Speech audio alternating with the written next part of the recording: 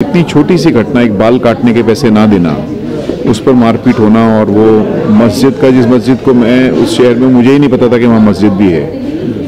तो ये बहुत ही योजनाबद्ध तरीके, जो सरकार के अपने मंत्री ही इसको खुद आग में हवा, मतलब और हवा दे रहे थे और उसको और घी का काम डाल रहे थे। जो ये जहरीलापन हवा में आ गया है पूरे देश में, ये जहरीलापन पहले हिमाचल में नहीं था। मिंजर आप जानते हैं चंबा का सबसे बड़ा त्यौहार है। मिंजर की शुरुआत जो है मिंजर बुनने से होती है और वो मुसलमान के घर से शुरू होता है। ये मस्जिद थोड़ा इलीगल है, उसकी 2 मंजिल इलीगल है। तो यहाँ तो शिमला में मैं बता सकता हूँ कि 20 मंदिर फॉरेस्ट लैंड पर है, उनका क्या करोगे?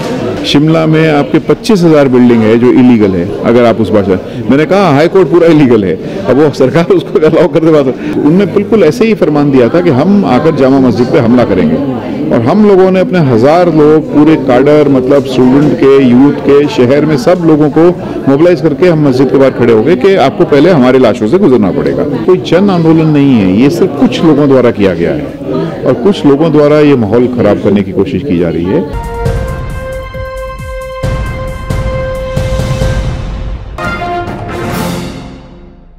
सर, क्या कहना चाहेंगे, किन चीज़ों को जिम्मेदार मानते हैं? ख़ास तौर से इस तरह से बात हो रही है कि हिमाचल में कभी इस तरह की घटना नहीं घटी, छोटा सा मूवमेंट इतना बड़ा हो जाता है। देखिए, 2-3 बातें हैं।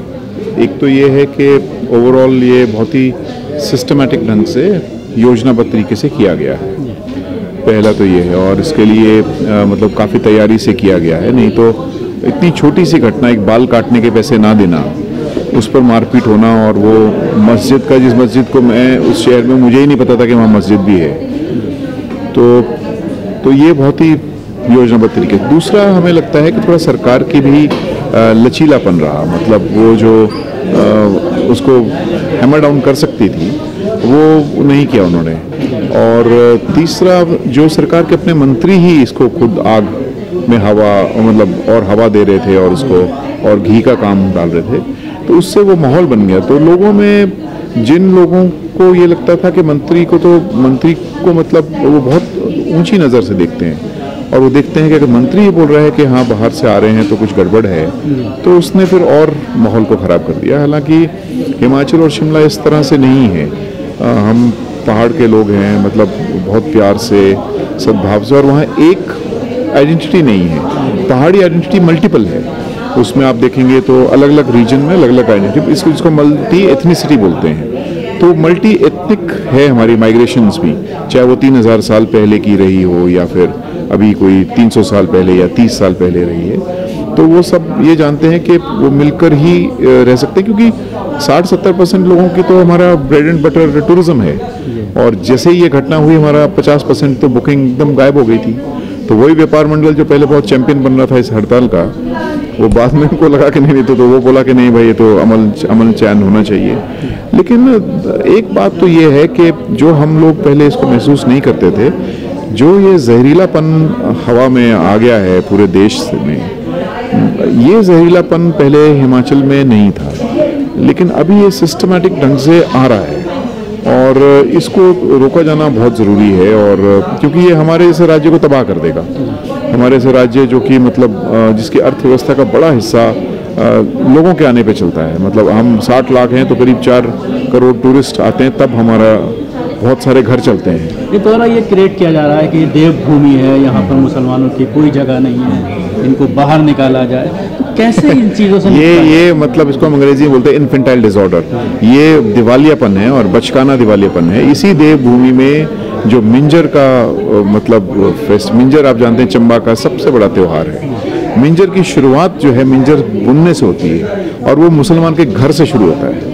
तो ये, और आप देखें जो हमारा जो कुल्लू का दशहरे की जो बात है, उसमें जो जमलू देवता एक बहुत मशहूर देवता है, उसमें पूरा अरबिक, और उसमें मतलब डाडा सिबा हमारे एक पूरी रियासत है, उसमें आप देखेंगे तो पूरा अकबर के समय से। तो ये मतलब क्या है कि ये जो बात ऐसी कर रहे हैं, ये बहुत ही शैलो है, कोई गहराई इनको मालूम नहीं है, ना हिमाचल के इतिहास की। और हिमाचल में देवी देवते तो बदलते रहे हैं। 3000 साल पहले देवते नहीं थे, देवियाँ ही थी, लेकिन फिर ये कोई 2000 साल पहले देवताओं का भी शुरू हो गया आगमन। तो ये कॉन्टिन्यूस प्रोसेस ऐसे ही होता है। माइग्रेशन मस्जिद से शुरुआत हुई, आज उसको गिराना भी शुरू कर दिया गया है वहाँ की जो मस्जिद कमेटी है उनके जरिए। उसके बाद कई और मस्जिदों की तरफ इसका रुख किया, तो कितना इसको नुकसानदेह मानते हैं खासतौर से? ये तो मैं कहता हूँ अभी मस्जिद मंदिर पर आएगा तब क्या करोगे? अभी तो मस्जिद तो पूरी वक्फ की जमीन पर थी। मस्जिद थोड़ा इलीगल है, उसकी 2 मंजिल इलीगल है। तो यहाँ तो शिमला में मैं बता सकता हूँ कि 20 मंदिर फॉरेस्ट लैंड पर है, उनका क्या करोगे? मान लीजिए कोई कोर्ट में चलेगा, उसने कहा भी देखो फॉरेस्ट लैंड पे तो मंदिर नहीं, फिर क्या करोगे? तो ये मतलब ये सिर्फ दिखावे के लिए है, और ये सिर्फ मतलब आप जिसको हम कहते हैं ना कि एक पूरा धुंधलापन देकर असली मामला कुछ और है। आप मेयर रहे हैं वहाँ के, तो किस तरह से देखते हैं बिल्डिंग जो सारी वहाँ पर बनी हुई है, खासतौर से पॉश इलाके में? क्या तमाम रूल्स एंड रेगुलेशंस जो हैं बिल्डिंग बाई लॉ उनको फॉलो किया जा रहा है या ज़्यादातर अवैध? देखिए साहब, मैं सिर्फ शिमला का नहीं रहा हूँ, मैं अब शहर बनाता हूँ देश में और दुनिया में। मैं आपको बता सकता हूँ, गरीब हमेशा अपने लिए जगह ऐसी क्रिएट करता है। आप दिल्ली ले लीजिए, 40% आपका स्लम में रहते हैं, और स्लम आधे ज़्यादा आपका मतलब इलीगल है। शिमला में आपके 25,000 बिल्डिंग है जो इलीगल है। अगर आप उस भाषा, मैंने कहा हाई कोर्ट पूरा इलीगल है, अब वो सरकार उसको अलाउ कर दे। बात हमारा मेडिकल कॉलेज, आप सुन सकते हो कि 2-2.5 मंजिल ज़्यादा नहीं बन सकता है। मेडिकल कॉलेज में बिल्डिंग 14 मंजिल का है। तो ये क्या है तमाशा? मतलब ये लीगल इलीगल सिर्फ एक दिखावा है। और होता क्या है शहर में दरअसल, और यही मैं पूरे देश को भी समझाना चाह रहा हूँ कि हिंदुस्तान के शहर बहुत डायनेमिक है। आप यहाँ प्लानिंग पूरी फेल है, ये वेस्टर्न शहर नहीं है। आप बनाते हो 10 लोगों के लिए, लेकिन आपके शहर में आ रहे हैं 1000 लोग, क्योंकि इतनी गुर्बत है। ये जो माइग्रेशन है गांव से शहर की पलायन, ये दरअसल डिस्ट्रेस माइग्रेशन है। ये गरीबी के द्वारा खींची गई माइग्रेशन है। ये लोग आएंगे, आप जो मर्जी कर लो, वो थोड़े दिन जाएंगे फिर आएंगे। क्यों? गांव में टिक नहीं सकते हैं। कांग्रेस की सरकार है, राहुल गांधी मोहब्बत की दुकान की बात करते रहे, लेकिन एक बार भी ना तो राहुल की तरफ से ना प्रियंका की तरफ से कोई ऐसा बयान आया।